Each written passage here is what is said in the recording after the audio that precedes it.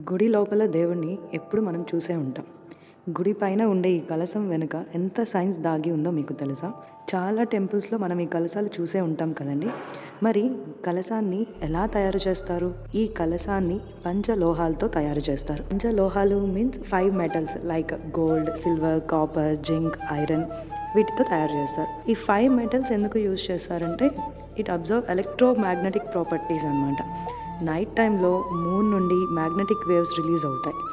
అలా రిలీజ్ అయిన magnetic waves కలశాలు అబ్జర్వ్ చేసి స్టోర్ చేసుకుంటాయి. మార్నింగ్ వచ్చే గ్రావిటీ వల్ల ఆ మ్యాగ్నెటిక్ ఎనర్జీ కిందకి ట్రాన్స్ఫర్ అవుతుంది. మనం ఎప్పుడైతే మన పాదాలు వాష్ చేసుకొని టెంపుల్లో అడుగు పెడతామో మన బాడీలో స్టాటిక్ రియాక్షన్ జరిగి ఉంటుందన్నమాట. ఆ రియాక్షన్ వల్ల మన బ్రెయిన్లో ఫంక్షన్ బ్యాలెన్స్ అవుతుంది. అందుకే మనం టెంపుల్లో ఉన్నప్పుడు మన బ్రెయిన్ చాలా పాజిటివ్ అండ్ కూల్గా ఉన్నట్టు అనిపిస్తుంది. మరి మన పూర్వీకులకి ఇంత సైన్స్ గురించి ఎలా తెలుసు అనుకుంటారు?